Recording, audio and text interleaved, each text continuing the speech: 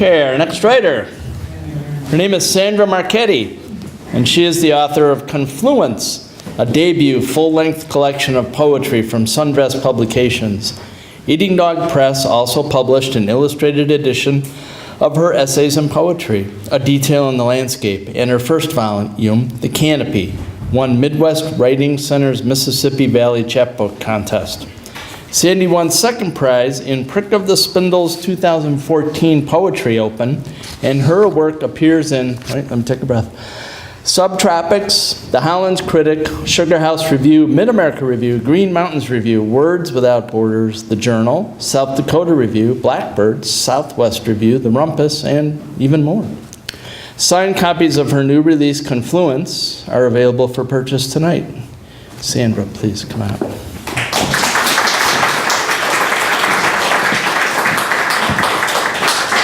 Thanks so much. I didn't want to have Kevin be out of breath over that. I never know what to list, so sometimes it's hard to leave something off.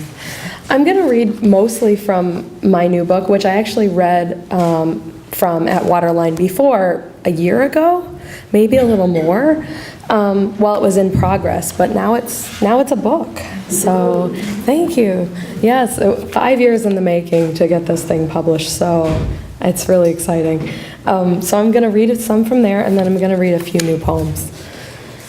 The first couple are more sensual, and I don't mean that necessarily in the traditional way, but that they try to envelop all five senses. So you can see what you think. I think they go along really well with the kind of the agricultural family farms, movement of the last essay. So you can see. Silver. Wheel and lock, your irises drop into mine and sink. My skin a new bird, white in the morning bright and newly downy. Hands against a shoulder scrape, then release between an arm and under. I pull up toward your eye, the triangles of our bodies lie, then slide. A light writes out from us and dies where we cut our shadow. Oh, hum me to a crest, so we buzz with each other's blood, a cicada's clean song of shedding. And then this one is called Lunch, so this one's maybe even more apropos. After a 2-mile walk to the stand, I open a spigot on the raspberries, blush hearts in the hand. The crackers brick against my lips, slide through a stick of butter. I rub dirt from the tomatoes. Sorting the demands of red, orange, pink, cream, I flick stems on the bank, watch them wash downstream. It is noon. The bees are circling for somewhere to land. Fruit breaks on my teeth, spreads through the mouth's star. A galaxy expands. Can you hear me? Okay. Okay, wonderful. Okay, so now we're going to kind of move a little bit to dreamscapes. So these next two are sort of dreamy. The first one invokes a little bit of mythology, not too much. I'm not a mythology buff myself, so try to keep it easy. And then the next one is sort of a riff on a couple of poems you might know already, so we'll see. Girl in Stone. I'm sheaving off the morning in swells and scrolls. Athena's curls wave past my back to the sea. Diadems of light come forward in sweet births. The day laurels in their neat way turn to greet me. I slip my sandal up the fluted curves, the steps that roll over, ionic, stomped in place like divots in a loaf. My eyes, without irises, gaze into place. Round ovums, sleep centers, they fall back to sockets, soft as children come to nest beneath my arms. And then this poem is called Breath, which is after a poem by Edward Hirsch. Some of you might be fans of Edward Hirsch. He's a poet who grew up in Chicago, although I think he mostly lives in New York now. And he wrote this poem called Cotton Candy. And this poem references it. I don't have time to read Hirsch's poem tonight, but you should. You should look it up. And it was originally published in the Washington Post, so if you just Google it, it will come up. My poem is called Breath. Tonight the library is near silent, just a soft-blown breeze the ducks receive, a brittle wind within the stacks. I want to read Strand's The Untelling, or of Hirsch's loss as he crossed the Chicago River, drawing in cotton-candied air with his grandfather. I want to hear the suck of the air through the vents and breathe, suffocated at the sweet of it. So, I will read a couple more. I'm going to read kind of the last. This book has bookends inside of it. That doesn't mean you won't need something to prop it up if you get a copy. But it does have bookends in it of these sort of really, these Midwestern landscape poems. And there's a lot of Midwestern landscape in this book. But this is kind of the last big hurrah of that in the book. It's just a few pages to the end. It's called Pastoral, appropriately enough. Although it's more of a Ars Poetica, if you know what that is, right? A poem about what? Poetry. Yes, absolutely. So you can decide if it's a pastoral or an Ars Poetica.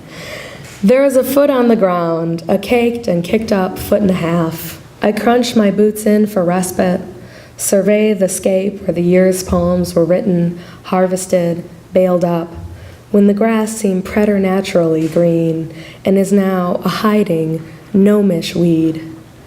Even the tall grass braces in the right-wise facing snow. Snow is not white, but blue at blue hour, in dusky half-light. A snow machine's owlet eye culls it into Sanskrit piles and mushes, parallel faces. The light writes out from the woods and across the baseball field a field, a watery diamond in spring. This is no late March day. The driver escapes in figure eights and twists around the brown willow diadems. I stand wrung up, by feet fixed in their mush spots. Cold's tight arrow plunges my chest. This is why I go out, I think. It is something to recover from. Wind freezes the skirts of white, swaying earthward. The let is in the house, a let up in the house, and not before. Last year writhes in a heavy, snow-down blanket. The poems are there, too, loose written in the tall grass, hewn to a willow bend, a path's end now before me. And I'm going to read two more from a new project. These are very short, and they're poems about, mostly they're about Wrigley Field, although they're also about the experiences of being a Cubs fan. And I know we have some in the audience, because whenever I read these poems, they come out of the woodwork. These, you know, I feel your pain, or we're going to be over 500 this year. I was telling my father that, I don't know, this is maybe the first time he's been in the audience when I've read these, but that I think we're maybe, if we're 5 games over 500 this year, I'll be happy. I'm not shooting for the moon. But I've written a few of these now, and I'll just read a couple of them really quickly. This one's called Over Sheffield Avenue. I'm playing baseball in the Garden of Eden. Scratch that.